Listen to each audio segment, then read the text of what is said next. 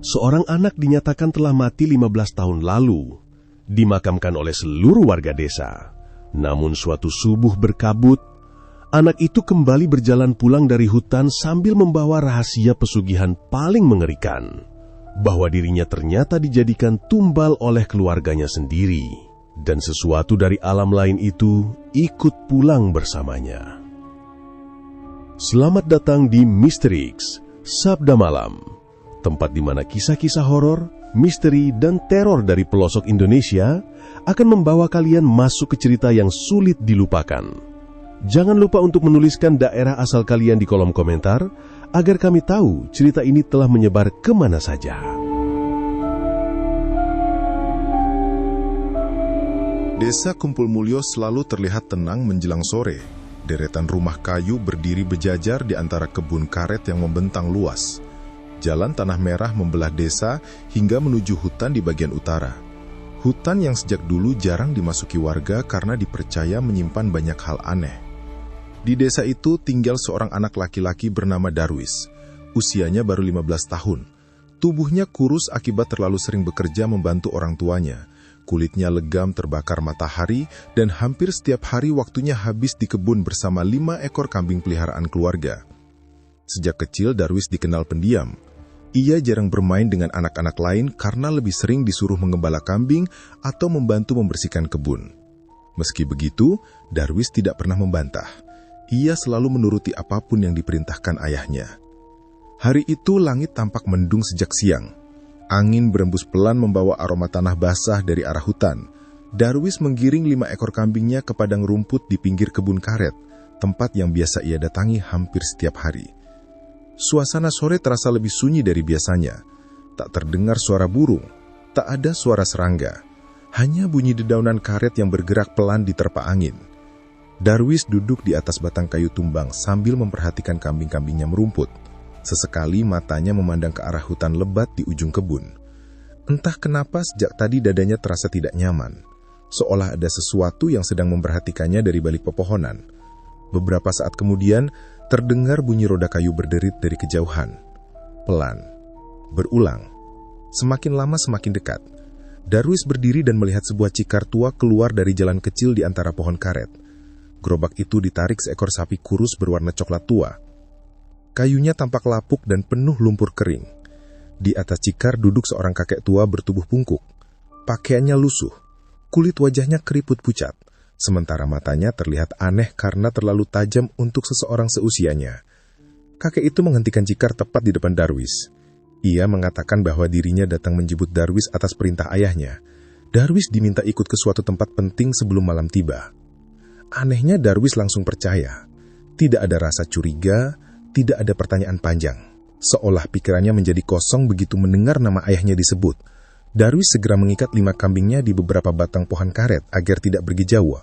Setelah itu ia naik ke atas cikar tanpa menyadari bahwa sejak tadi senyum tipis mulai muncul di wajah kakek tua tersebut. Cikar bergerak perlahan meninggalkan kebun, masuk semakin dalam ke arah hutan. Awalnya Darwis masih mengenali jalan yang mereka lewati, namun semakin lama jalurnya berubah asing. Pohon-pohon tumbuh semakin rapat dan besar. Akar menjulur seperti ular hitam di atas tanah. Udara terasa lembab dan dingin. Langit perlahan berubah gelap meski matahari belum benar-benar tenggelam.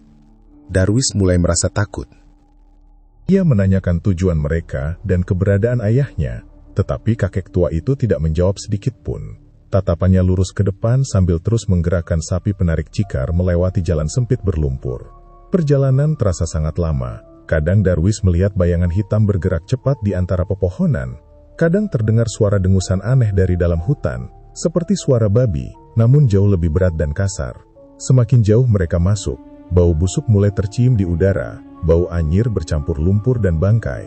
Jantung Darwis berdegup semakin cepat, hingga akhirnya cikar keluar dari jalur hutan dan berhenti di sebuah tempat yang membuat tubuh Darwis langsung membeku. Di hadapannya berdiri sebuah istana besar berwarna hitam kusam. Bangunannya sangat tinggi dengan dinding batu gelap yang dipenuhi lumut. Obor-obor menyala di sepanjang pagar besi raksasa yang mengelilingi tempat itu. Kabut tipis menutupi tanah di sekitar istana, membuat suasananya terlihat tidak nyata. Beberapa penjaga berdiri di depan gerbang. Tubuh mereka besar dan penuh tato hitam. Tatapan mereka dingin dan menyeramkan seperti binatang buas yang sedang mengawasi mangsa. Darwis perlahan turun dari Cikar. Ketakutan mulai memenuhi pikirannya. Ia kembali mencari sosok kakek tua yang membawanya. Namun orang itu sudah tidak ada. Cikar dan sapi penariknya juga menghilang begitu saja seperti ditelan kabut. Belum sempat Darwis memahami apa yang terjadi, dua penjaga langsung menarik lengannya kasar dan membawanya masuk melewati gerbang istana. Saat pintu besi besar itu tertutup perlahan di belakang tubuhnya, Darwis belum menyadari bahwa hidupnya di dunia manusia telah berakhir sejak sore itu. Gerbang besi itu menutup dengan suara dentuman keras yang menggema ke seluruh halaman istana. Darwis refleks menoleh ke belakang, namun yang terlihat hanya kabut tebal yang menutupi jalan masuk. Hutan tempat ia datang sudah tidak terlihat lagi.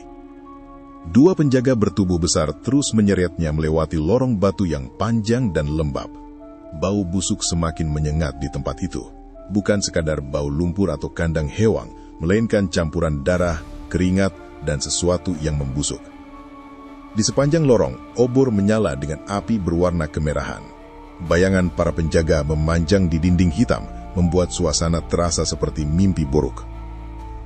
Darwis mencoba bertanya tentang ayahnya, tetapi salah satu penjaga langsung memukul bagian belakang kepalanya hingga ia tersungkur ke lantai batu.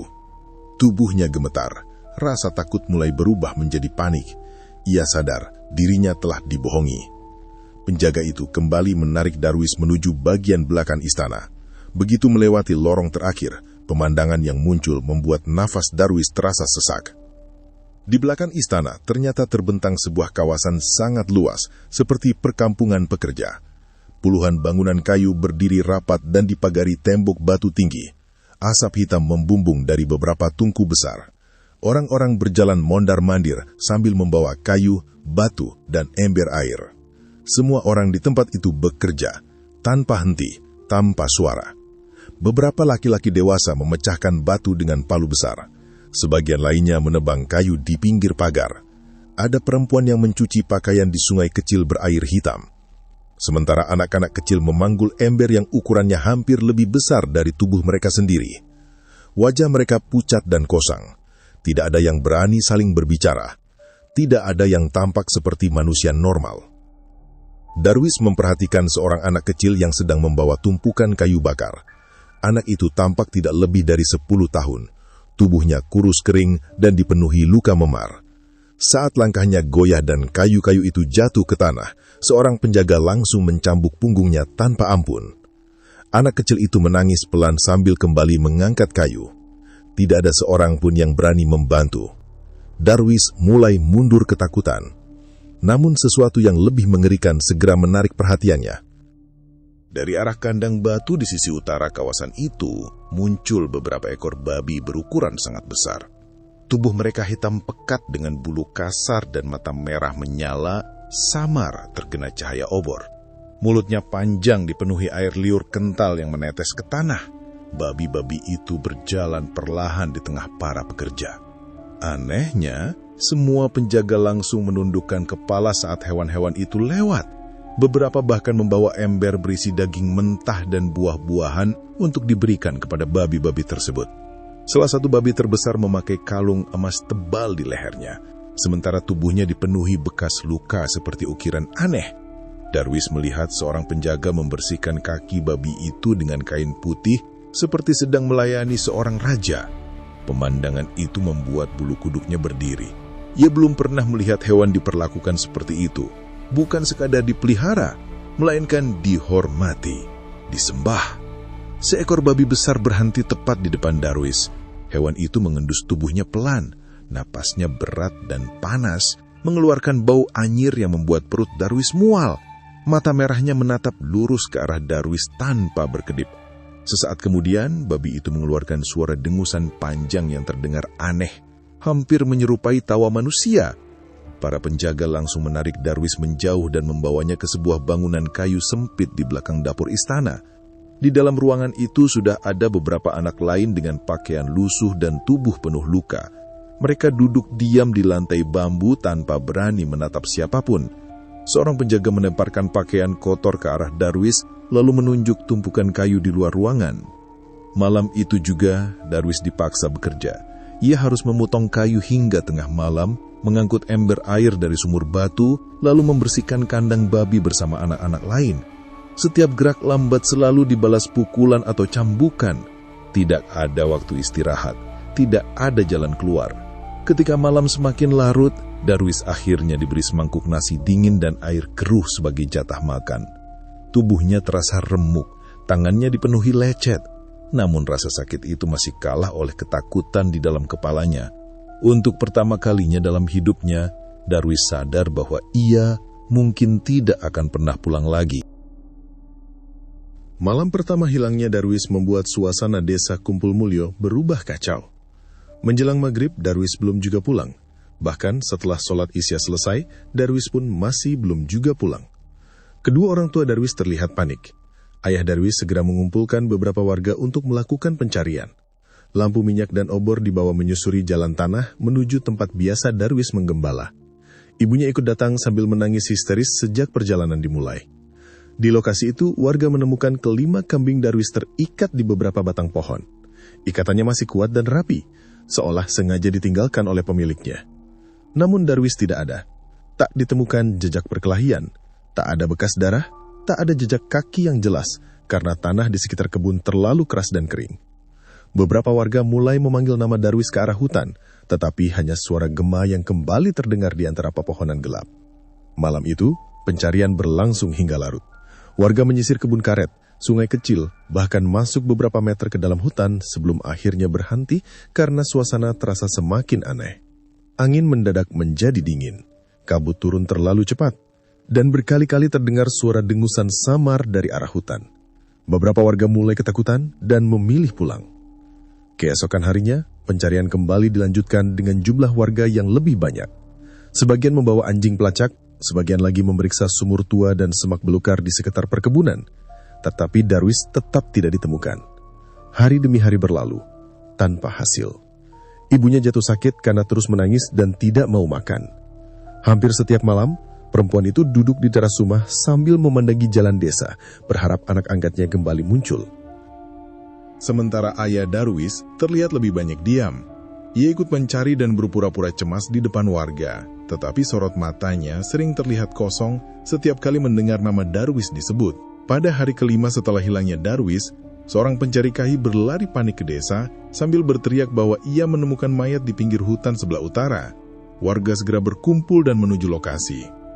Mayat itu tergeletak di bawah semak dekat aliran sungai kecil. Kondisinya mengenaskan. Tubuhnya penuh luka sobek, pakaian compang-camping dan dipenuhi darah kering. Bagian wajahnya rusak parah, seperti dicabik binatang buas. Bau busuk menyengat memenuhi udara.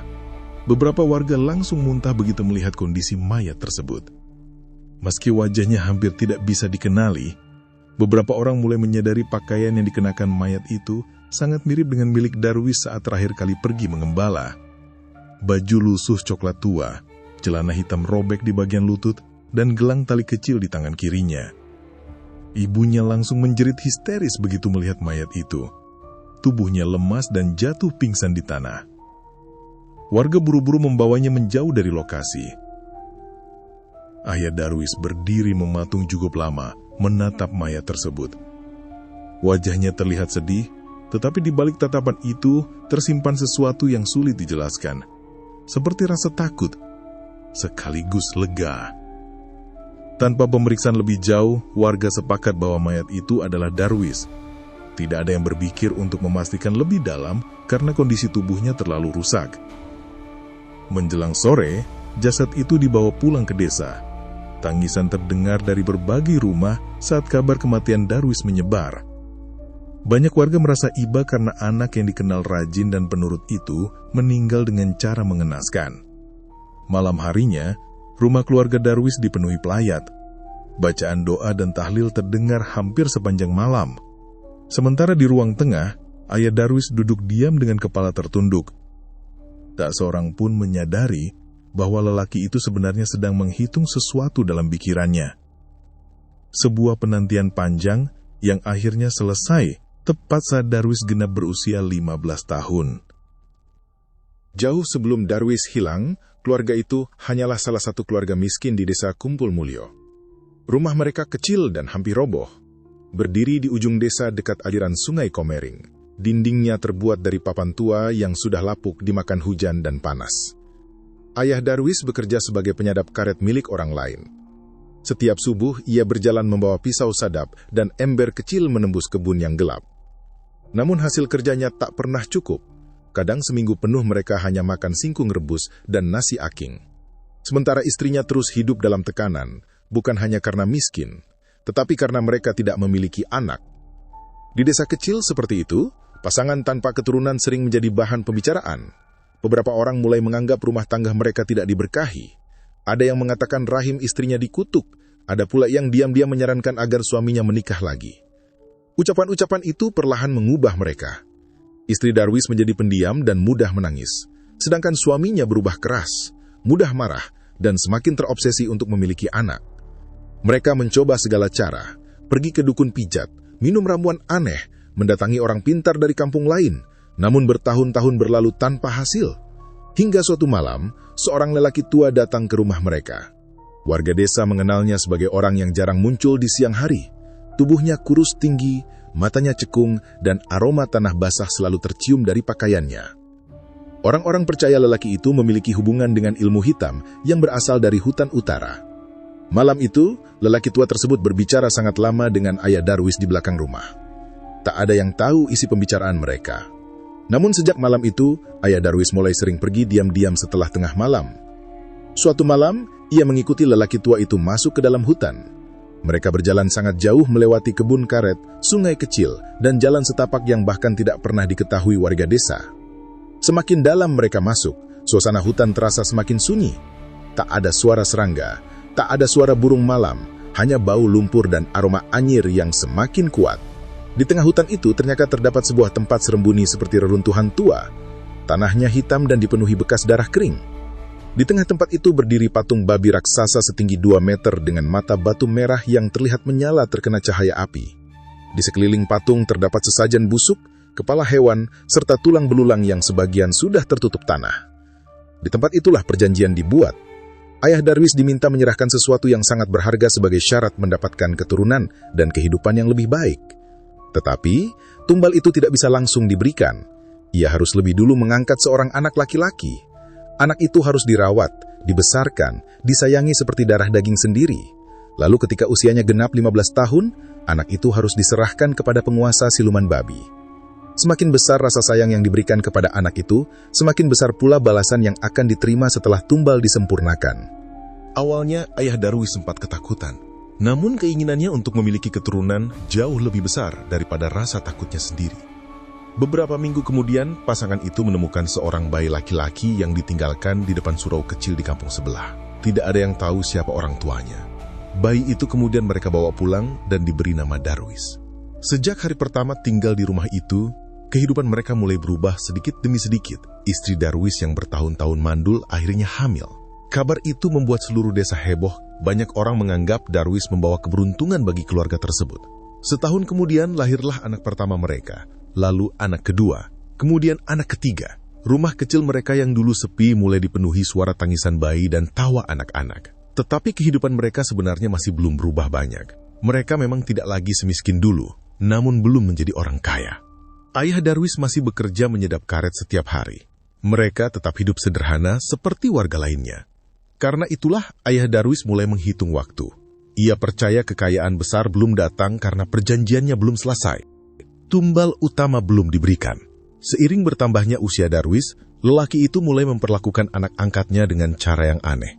Di depan warga, ia terlihat seperti ayah biasa. Namun diam-diam, ia mulai menjaga jarak dengan Darwis. Ia sering memperhatikan Darwis dalam diam, terutama saat anak itu tertidur. Bukan tatapan kasih sayang, melainkan seperti seseorang yang sedang menunggu waktu penyembelihan hewan kurban. Semakin dekat usia Darwis menuju 15 tahun, ayahnya semakin sering masuk ke hutan pada malam hari membawa sesajen.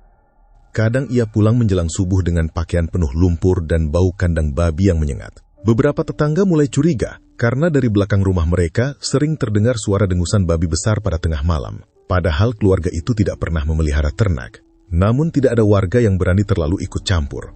Hingga akhirnya, hari yang ditunggu itu tiba. Hari ketika Darwis genap berusia 15 tahun. Dan hanya beberapa hari setelah Darwis dinyatakan mati, kehidupan keluarga itu berubah secara tidak masuk akal. Ayah Darwis mendadak membeli banyak kebun. Rumah mereka direnovasi menjadi rumah terbesar di desa. Perhiasan emas mulai memenuhi tubuh istrinya. Mereka memiliki uang yang seperti tidak pernah habis. Sementara di tempat lain yang tak diketahui siapapun, Darwis masih hidup dipaksa bekerja sebagai budak di alam para pemuja siluman babi. Hari-hari pertama di tempat itu menjadi awal dari penderitaan panjang bagi Darwis. Ia tidak lagi menghitung waktu berdasarkan tanggal atau bulan. Di sana tidak ada matahari yang benar-benar terlihat jelas. Langit selalu gelap kemerahan seperti menjelang malam, sementara kabut tipis terus menggantung di udara. Darwis hanya mengetahui pergantian waktu dari bunyi lonceng besi besar yang dipukul para penjaga. 1 kali bunyi berarti waktu makan. 2 kali bunyi berarti para pekerja harus kembali bekerja. Dan 3 kali bunyi berarti hukuman akan dimulai. Di tempat itu, hukuman bisa datang karena hal sekecil apapun. Terlambat membawa kayu, menumpahkan air, berjalan terlalu lambat, atau sekedar menatap para penjaga terlalu lama. Semua kesalahan dibalas cambukan. Awalnya Darwis sering melawan. Ia mencoba kabur beberapa kali melewati pagar batu di belakang kawasan pekerja. Namun setiap kali berlari ke arah hutan, ia selalu kembali ke tempat yang sama, seolah hutan itu hidup. Pepohonan terus berubah arah, jalan keluar selalu menghilang. Suatu malam, Darwis pernah berhasil mencapai sungai hitam di ujung hutan. Ia merasa telah menemukan jalan keluar setelah berjalan berjam-jam dalam gerap. Namun, ketika kabut menipis, ia justru kembali berdiri di depan gerbang istana. Para penjaga sudah menunggunya. Malam itu, Darwis dihukum di depan seluruh pekerja lain. Tubuhnya dicambuk hingga punggungnya robek dan berdarah. Setelah itu, ia dilempar ke kandang babi selama 2 hari tanpa makanan. Disitulah untuk pertama kalinya Darwis benar-benar memahami bahwa tempat itu bukan dunia manusia. Babi-babi hitam itu bukan hewan biasa. Mereka jauh lebih mengerikan. Dalam gelap kandang, Darwis melihat beberapa babi berjalan dengan 2 kaki seperti manusia sebelum kembali merangkat. Ia juga mendengar suara bisikan dari mulut mereka. Suara yang terdengar seperti orang sedang berdoa dengan bahasa aneh. Kadang di tengah malam terdengar suara tangisan manusia dari dalam kandang besar di bawah tanah. Kadang terdengar suara kunyahan tulang. Dan setiap kali suara itu muncul, keesokan harinya selalu ada pekerja yang menghilang, tidak pernah kembali. Tahun demi tahun berlalu di tempat itu. Tubuh Darwis tumbuh dewasa tetapi hidupnya tidak pernah berubah. Ia bekerja memotong kayu, mengangkut batu, membersihkan kandang, dan mengubur mayat pekerja yang mati kelelahan. Banyak anak kecil yang datang bersamaan dengannya mulai kehilangan akal. Sebagian lupa nama mereka sendiri, sebagian berbicara sendirian, sebagian lagi mati sebelum sempat tumbuh dewasa. Darwis perlahan mulai mengenali pola di tempat itu. Setiap beberapa waktu akan datang manusia baru dari dunia luar.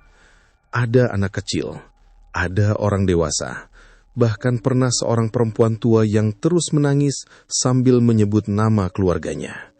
Semua dibawa menggunakan cikar tua yang sama, dan semua akhirnya menjadi budak.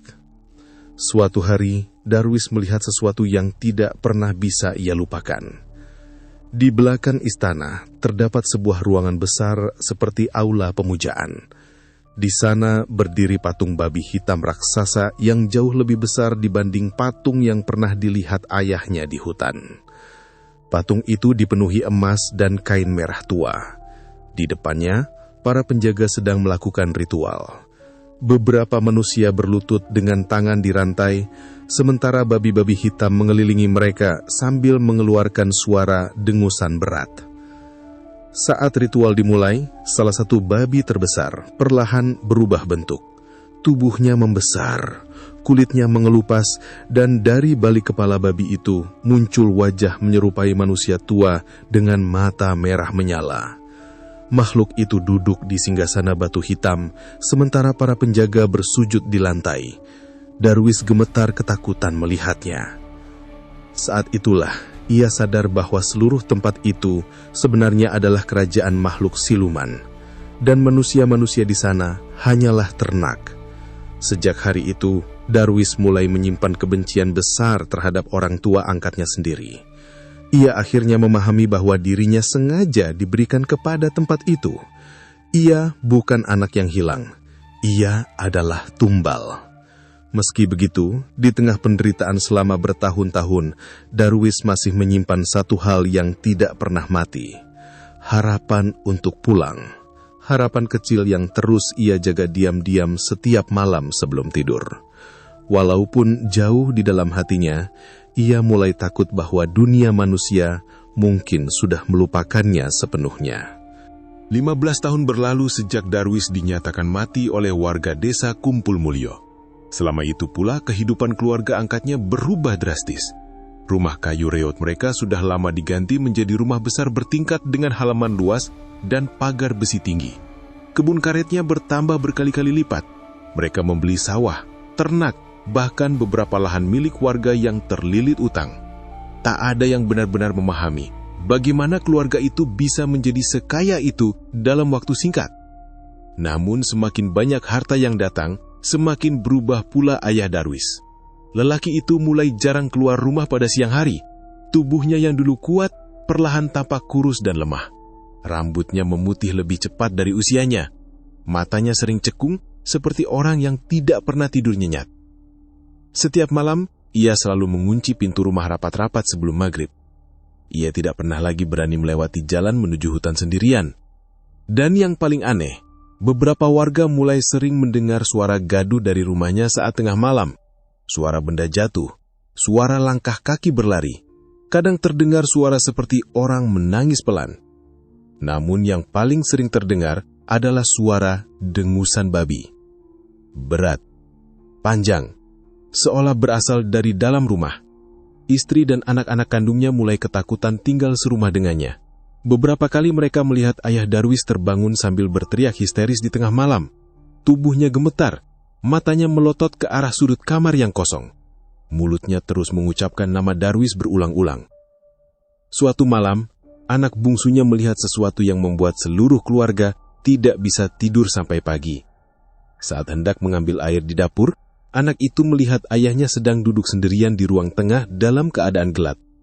Di depannya, ada lumpur hitam berserakan di lantai, dan di belakang tubuh lelaki itu berdiri sesosok bayangan besar menyerupai babi dengan mata merah menyala.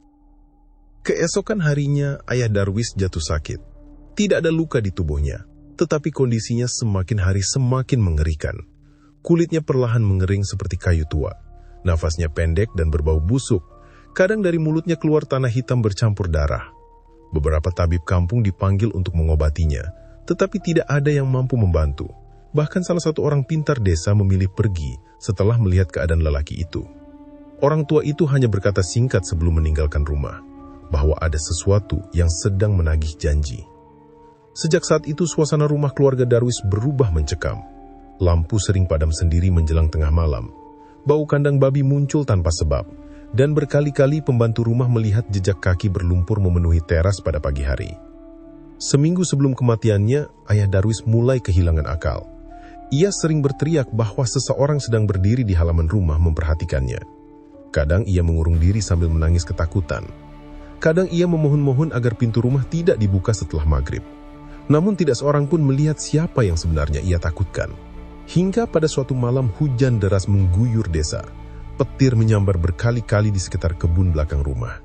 Di tengah malam itu, seluruh penghuni rumah mendengar suara jeritan panjang dari kamar ayah Darwis. Jeritan itu begitu mengerikan hingga membuat semua orang membeku ketakutan. Ketika pintu kamar berhasil didobrak, lelaki itu sudah ditemukan tewas di atas tempat tidurnya.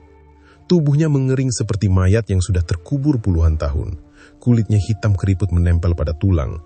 Matanya terbuka lebar penuh ketakutan, sementara mulutnya menganga seolah meninggal saat sedang menjerit. Yang paling membuat warga merinding adalah aroma busuk kandang babi yang memenuhi seluruh kamar saat mayat itu ditemukan. Kabar kematian aneh tersebut langsung menyebar ke seluruh desa. Warga mulai berbisik tentang pesugihan, tentang perjanjian gaib, tentang tumbal, dan untuk pertama kalinya sejak bertahun-tahun, nama Darwis kembali disebut-sebut oleh penduduk desa. Di tempat yang bukan bagian dari dunia manusia itu, Darwis masih menjalani hidup yang sama seperti tahun-tahun sebelumnya. Bekerja, dipukul, tidur dalam kandang sempit, lalu kembali bekerja. Waktu di sana terasa mati. Tidak ada perubahan musim, tidak ada pagi yang benar-benar terang, dan tidak ada malam yang benar-benar sunyi. Kabut merah selalu menggantung di langit seperti asap darah yang tidak pernah hilang. Tubuh Darwis kini jauh lebih kuat dibanding saat pertama kali datang. Lengannya dipenuhi bekas luka cambuk, dan kulitnya kasar karena kerja paksa selama bertahun-tahun. Namun sorot matanya berubah dingin, kosong, seperti seseorang yang terlalu lama hidup di neraka. Malam itu, Darwis sedang memecahkan kayu di dekat kandang babi bersama beberapa pekerja lain. Udara terasa lebih panas dari biasanya. Babi-babi hitam yang biasanya tenang mulai bergerak gelisah di dalam kandang batu mereka. Beberapa penjaga terlihat mondar-mandir dengan wajah tegang. Sesuatu terasa berbeda. Lalu tiba-tiba, dum! Suara ledakan besar mengguncang seluruh kawasan istana. Tanah bergetar hebat, tumpukan kayu runtuh berserakan. Para pekerja berteriak panik sementara suara lonceng besi dipukul bertalu-talu dari arah istana. Darwis terjatuh ke tanah saat getaran kedua datang lebih kuat dari sebelumnya. Retakan besar mulai muncul di dinding batu, dan beberapa bangunan kayu roboh dalam sekejap. Untuk pertama kalinya sejak bertahun-tahun, tempat itu berubah kacau. Para penjaga yang biasanya terlihat menyeramkan kini panik seperti binatang ketakutan. Mereka berlari sambil berteriak menggunakan bahasa aneh yang tidak dimengerti Darwis. Dari arah istana terdengar suara babi mengamuk. Dengusan keras memenuhi udara. Babi-babi hitam berlarian liar keluar dari kandang. Mata mereka menyala merah terang, sementara tubuh besar mereka menabrak apa saja yang dilewati. Salah satu bangunan runtuh menimpa beberapa pekerja hingga tubuh mereka hancur seketika. Kabut merah di langit mulai berputar seperti pusaran besar. Darwis berdiri limbung sambil memandang sekitar dengan napas memburu. Ia tidak tahu apa yang sedang terjadi, tetapi untuk pertama kalinya ia melihat ketakutan di wajah para penjaga. Dan itu membuatnya sadar, tempat ini sedang runtuh. Getaran berikutnya kembali mengguncang tanah. Dinding belakang istana retak memanjang hingga roboh, memperlihatkan lorong gelap yang belum pernah dilihat Darwis sebelumnya. Para pekerja mulai berlarian tanpa arah. Sebagian mencoba kabur ke hutan, sebagian justru diinjak babi-babi raksasa yang mengamuk. Di tengah kekacauan itu, samar-samar Darwis mendengar sesuatu. Suara lembut, jauh. Awalnya, terdengar seperti orang bernyanyi pelan dari kejauhan. Namun semakin lama, suara itu semakin jelas. Bukan nyanyian, melainkan lantunan ayat suci, ayat kursi. Dibaca berulang-ulang dengan suara berat seorang lelaki tua. Di tengah suara runtuhan dan jeritan, lantunan itu terdengar sangat berbeda. Tenang, bersih, seolah berasal dari tempat yang tidak tersentuh kegelapan. Darwis membeku. Ingatan tentang dunia manusia mendadak muncul kembali di kepalanya. Suara mengaji di surau kecil desa, suara azan maghrib, suara ibunya memanggil dari dapur. Semua kenangan yang hampir hilang selama 15 tahun tiba-tiba terasa hidup kembali. Darwis mulai mengikuti arah suara itu. Ia berlari melewati bangunan yang runtuh, melewati pekerja-pekerja yang menjerit ketakutan, melewati babi-babi hitam yang saling menyeruduk seperti sedang kehilangan kendali. Semakin jauh ia berlari, suara ayat kursi itu semakin jelas, dan cahaya mulai terlihat di antara kabut merah. Sebuah pusaran besar terbuka di tengah reruntuhan tanah hitam. Cahaya putih keluar dari dalamnya. Angin kencang berembus dari arah pusaran hingga membuat tanah dan debu beterbangan. Para penjaga yang melihat cahaya itu langsung menjerit panik. Beberapa mencoba mendekat, tetapi tubuh mereka seperti terbakar saat terkena cahaya putih tersebut. Darwis terus berlari, jantungnya berdetak sangat keras. Di belakangnya terdengar suara dengusan panjang yang membuat darahnya terasa dingin. Saat menoleh sesaat, Darwis melihat sosok besar berdiri di atas reruntuhan istana. Makhluk setengah manusia, setengah babi, dengan mata merah menyala, sedang menatap lurus ke arahnya. Makhluk itu mengeluarkan suara raungan keras hingga seluruh tanah kembali bergetar. Namun Darwis tidak berhenti. Ia langsung menerobos cahaya putih di depan pusaran. Dalam sekejap, tubuhnya terasa ringan seperti jatuh ke dalam lubang tanpa dasar. Suara-suara di sekitarnya menghilang. Gelap, sunyi, lalu semuanya lenyap begitu saja. Udara dingin langsung menusuk paru-paru Darwis saat kesadarannya perlahan kembali. Tubuhnya terasa sangat berat. Kepalanya berdenyut hebat seperti baru saja dihantam sesuatu yang keras. Untuk beberapa saat, ia hanya mampu berbaring di atas tanah basah sambil mendengar suara dedaunan bergerak pelan tertiup angin malam. Tidak ada lagi suara jeritan, tidak ada suara lonceng besi, tidak ada dengusan babi. Semua terasa sunyi. Perlahan, Darwis membuka mata. Langit malam terbentang di atasnya. Ranting-ranting pohon bergoyang pelan diterpa angin. Aroma tanah dan daun basah memenuhi udara. Untuk pertama kalinya setelah bertahun-tahun, ia kembali mencium aroma hutan dunia manusia. Darwis langsung bangkit panik dan melihat sekeliling. Tubuhnya gemetar saat menyadari dirinya berada di pinggir hutan. Di dekatnya duduk seorang lelaki tua bersorban putih sambil memegang tasbih kayu. Wajah lelaki itu tenang dan teduh dengan janggut putih tipis serta sorot mata tajam yang dipenuhi kewaspadaan. Orang tua itu juga terlihat terkejut melihat Darwis. Di tanah depan mereka masih terlihat bekas lingkaran abu dan beberapa daun kering yang terbakar. Aroma kemenyan samar bercampur wangi minyak kasturi memenuhi udara.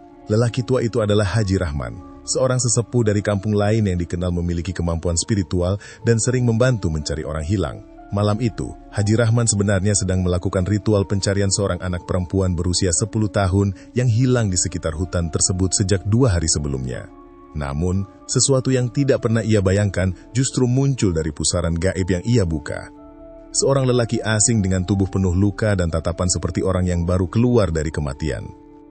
Darwis memandangi tangannya sendiri dengan napas tidak teratur. Kulitnya kasar dan penuh bekas luka. Tubuhnya sudah menjadi tubuh lelaki dewasa, bukan lagi tubuh anak 15 tahun. Tetapi di dalam kepalanya, waktu terasa belum benar-benar berlalu. Ia masih mengingat hari ketika dirinya naik ke atas cikar tua di pinggir kebun karet. Darwis mulai menceritakan semuanya kepada Haji Rahman, tentang istana hitam, tentang para penjaga, tentang manusia-manusia yang dijadikan budak, dan tentang siluman babi yang memakan tumbal manusia. Semakin lama cerita itu terdengar, wajah Haji Rahman semakin tegang. Lelaki tua itu menyadari bahwa apa yang dialami Darwis bukan sekadar gangguan makhluk halus biasa.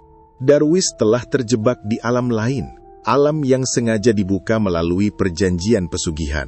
Haji Rahman kemudian bertanya tentang asal-usul Darwis dan nama desanya. Saat mendengar nama desa Kumpul Mulyo, lelaki tua itu langsung terdiam beberapa saat. Ia pernah mendengar cerita lama tentang desa itu. Cerita mengenai orang-orang yang diam-diam mencari kekayaan lewat jalan sesat di hutan utara. Namun Haji Rahman tidak banyak bicara malam itu. Ia hanya meminta Darwis tetap tenang dan mengikuti dirinya keluar dari hutan sebelum subuh tiba. Mereka berjalan melewati jalan setapak berlumpur di bawah cahaya bulan yang redup. Sepanjang perjalanan, Darwis terus memperhatikan sekeliling dengan wajah bingung. Hutan itu terasa familiar. Beberapa pohon besar masih dikenalnya. Sungai kecil di pinggir jalan juga masih sama. Tetapi, ada sesuatu yang terasa berbeda. Saat mereka tiba di pinggir desa menjelang subuh, Darwis mulai melihat rumah-rumah yang tampak lebih baru. Beberapa jalan tanah sudah berubah lebih lebar. Banyak wajah yang tidak dikenalnya lagi. Perasaan aneh mulai muncul dalam dadanya. Hingga akhirnya, Haji Rahman mengatakan sesuatu yang membuat tubuh Darwis membeku. Bahwa dirinya telah hilang selama 15 tahun. Darwis berhenti berjalan. Pikirannya terasa kosong. Ia menatap wajah Haji Rahman dengan mata gemetar seolah berharap lelaki tua itu sedang bercanda. Namun, sorot mata tenang lelaki itu justru memperlihatkan kenyataan yang jauh lebih mengerikan. Bagi dunia manusia, Darwis sudah lama mati. Sementara di saat yang sama, kabar tentang kemunculan lelaki asing dari hutan mulai menyebar cepat ke seluruh desa Kumpul Mulyo. Dan satu nama yang sudah lama terkubur perlahan kembali disebut oleh warga desa dengan penuh ketakutan. Kabar kepulangan Darwis menyebar ke seluruh desa Kumpul Mulyo hanya dalam hitungan jam. Warga yang pagi itu melihat lelaki asing berjalan bersama Haji Rahman awalnya tidak percaya. Namun semakin lama semakin banyak orang mengenali wajah tersebut. Sorot matanya, bentuk wajahnya, dan bekas luka kecil di dekat pelipis kiri yang sudah dimiliki Darwis sejak kecil akibat jatuh dari pohon karet. Meski tubuhnya kini dewasa, wajah itu tetap wajah Darwis, anak yang telah dikuburkan 15 tahun lalu. Rumah keluarga Darwis langsung dipenuhi warga sejak siang. Orang-orang berdiri di halaman sambil berbisik ketakutan dan penasaran. Sebagian menganggap Darwis adalah keajaiban. Sebagian lagi mulai percaya bahwa lelaki itu bukan manusia lagi. Ibunya menjadi orang yang paling syok saat melihat Darwis berdiri di depan rumah. Tubuh perempuan itu langsung lemas, tangannya gemetar. Air matanya jatuh tanpa suara saat memandang anak yang selama ini diyakini telah mati. Namun berbeda dengan harapan seorang ibu yang kehilangan anak, wajah perempuan itu tidak sepenuhnya menunjukkan kebahagiaan. Ada ketakutan besar di balik tatapannya. Ketakutan yang perlahan disadari Darwis. Rumah besar itu terasa asing bagi Darwis. Tempat yang dulu hanya rumah kayu kecil kini berubah megah dengan lantai keramik, pagar besi tinggi, dan banyak perabot mahal. Semua kemewahan itu justru membuat dadanya terasa sesak. Karena ia tahu dari mana semua kekayaan itu berasal. Malam harinya, warga mengadakan syukuran sederhana atas kepulangan Darwis. Tikar digelar di halaman rumah. Lampu minyak dipasang di beberapa sudut karena listrik desa sering mati menjelang malam. Meski suasana terlihat ramai, tidak ada yang benar-benar merasa tenang. Tatapan warga terus tertuju pada Darwis, pada lelaki yang telah hilang selama 15 tahun, namun tidak menua seperti seharusnya. Di tengah acara itu, Haji Rahman meminta semua orang tetap tenang dan mendengarkan cerita Darwis sampai selesai. Maka untuk pertama kalinya, Darwis mulai menceritakan semuanya. Tentang Cikar tua, tentang istana hitam di tengah hutan, tentang para pekerja yang dijadikan budak, dan tentang babi-babi hitam yang dipuja seperti penguasa. Suasana halaman perlahan berubah sunyi. Tak ada suara sendok, tak ada suara bisik. Semua orang hanya mendengar dengan wajah pucat. Namun suasana benar-benar berubah saat Darwis mulai membicarakan asal mula dirinya berada di tempat itu. Tatapannya perlahan mengarah kepada ibunya. Perempuan itu langsung menunduk gemetar. Darwis kemudian mengungkap bahwa dirinya bukan hilang secara kebetulan. Ia sengaja diserahkan, dijadikan tumbal oleh orang tua angkatnya sendiri demi pesugihan siluman babi. Beberapa warga langsung berdiri kaget. Suara napas berat terdengar di mana-mana. Ada yang mulai membaca doa pelan, ada pula yang menatap ibu Darwis dengan wajah tidak percaya. Perempuan itu menangis sambil menutupi wajahnya, tetapi tidak mampu menyangkal sedikit pun. Darwis lalu menceritakan semuanya lebih dalam. Tentang perjanjian di hutan, tentang syarat mengadopsi anak laki-laki, tentang kekayaan yang baru datang setelah dirinya diserahkan saat usia 15 tahun. Semakin lama cerita itu terdengar, suasana menjadi semakin mencekam. Angin malam mendadak berembus dingin, lampu minyak mulai berkedip pelan, dan dari arah kebun belakang rumah terdengar suara dengusan berat. Sekali, panjang. Beberapa warga langsung menoleh bersamaan ke arah gelap di belakang rumah. Suara itu terdengar lagi, lebih dekat. Darah di wajah ibu Darwis langsung hilang seketika. Tubuhnya gemetar hebat seperti seseorang yang sangat mengenali suara tersebut. Haji Rahman perlahan berdiri sambil menggenggam tasbihnya erat-erat. Tatapan lelaki tua itu mengarah ke gelapan kebun. Lalu terdengar suara langkah berat dari balik semak-semak. Buk, buk, buk. Tanah seperti bergetar pelan setiap langkah itu terdengar. Anak-anak kecil mulai menangis ketakutan. Beberapa warga buru-buru masuk ke dalam rumah, sementara Darwis hanya duduk diam dengan wajah pucat. Karena ia mengenali suara itu. Suara yang selama 15 tahun menghantui hidupnya di alam siluman. Dari balik gelap kebun, perlahan muncul 2 titik merah menyala yang menatap lurus ke arah rumah keluarga Darwis. Malam itu halaman rumah keluarga Darwis berubah kacau. Warga berlarian masuk ke dalam rumah sambil membaca doa dengan suara gemetar. Beberapa lampu minyak padam tertiup angin dingin yang datang tiba-tiba dari arah kebun belakang. Namun Darwis masih duduk mematung. Matanya menatap lurus ke 2 titik merah yang menyala di antara gelap pepohonan. Ia mengenali tatapan itu. Tatapan makhluk yang selama 15 tahun mengawasi setiap langkahnya di alam siluman. suara dengusan berat kembali terdengar. Lebih dekat, lebih jelas. Tanah halaman mulai bergetar pelan setiap langkah makhluk itu bergerak maju dari balik kebun. Lalu sosoknya perlahan terlihat. Tubuhnya sangat besar, hampir setinggi orang dewasa saat berdiri. Kulitnya hitam legam penuh lumpur, sementara matanya merah menyala seperti bara api. Taring panjang keluar dari mulutnya yang dipenuhi air liur hitam pekat. Itu bukan lagi babi biasa, melainkan sesuatu yang hidup di antara dunia manusia dan dunia gaib. Beberapa warga menjerit ketakutan saat melihat makhluk itu berdiri di pinggir kebun sambil menatap rumah keluarga Darwis. Udara mendadak dipenuhi bau busuk bercampur darah. Haji Rahman langsung maju ke depan halaman sambil melantunkan ayat suci dengan suara keras. Tasbih kayu di tangannya bergelak cepat mengikuti bacaan yang terus menggema di udara malam. Makhluk itu berhenti bergerak, matanya menyipit ke arah Haji Rahman. Suasana berubah semakin menegangkan. Angin berputar kencang di sekitar halaman. Pohon-pohon karet bergoyang keras seperti diterjang badai, meski langit malam sebenarnya tidak menunjukkan tanda hujan.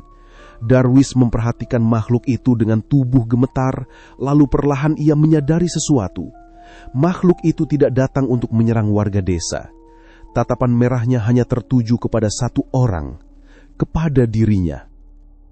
Tiba-tiba, suara dengusan berat keluar dari mulut makhluk itu. Tetapi anehnya kali ini terdengar seperti suara manusia yang sedang berbicara dari dalam air. Parau, dalam, mengerikan. Makhluk itu menagih sesuatu yang belum selesai. Haji Rahman langsung memahami maksudnya. Perjanjian tumbal ternyata belum benar-benar berakhir. Darwis memang berhasil keluar dari alam siluman, tetapi itu bukan karena ia menang atau berhasil melarikan diri sepenuhnya.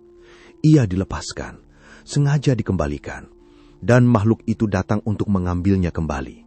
Tubuh Ibu Darwis langsung lemas mendengar kenyataan tersebut. Perempuan itu menangis histeris sambil memohon ampun, namun semua sudah terlambat. Perjanjian darah yang dibuat bertahun-tahun lalu tidak bisa dibatalkan dengan tangisan. Makhluk di pinggir kebun mulai bergerak maju lagi. Setiap langkahnya meninggalkan lumpur hitam di tanah. Beberapa warga yang ketakutan mulai membaca ayat suci bersama-sama. Suara bacaan mereka bercampur dengan tangisan anak-anak dan suara angin malam yang semakin kencang. Haji Rahman terus melantunkan ayat kursi tanpa berhenti. Semakin lama bacaannya semakin keras, dan setiap kali ayat itu terdengar, tubuh makhluk babi tersebut seperti terbakar perlahan. Asap hitam keluar dari kulitnya sambil mengeluarkan raungan marah yang mengguncang halaman rumah. Namun makhluk itu tidak mundur. Ia tetap menatap Darwis, seolah apapun yang terjadi, tumbal itu tetap miliknya. Lalu tiba-tiba, suara derit roda kayu terdengar dari ujung jalan desa. Kriet, kriet. Semua warga langsung menoleh bersamaan. Dari balik kabut malam, perlahan muncul sebuah cikar tua yang ditarik sapi kurus. Persis seperti cikar yang membawa Darwis 15 tahun lalu. Di atas cikar, duduk sosok kakek tua bertubuh bungkuk dengan wajah pucat dan mata cekung. Ia berhenti tepat di depan rumah.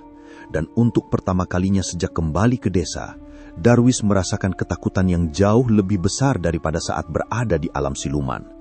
Karena ia sadar, perjalanan itu belum benar-benar berakhir. Sementara dari kejauhan, suara tangisan seorang anak perempuan tiba-tiba terdengar dari arah hutan.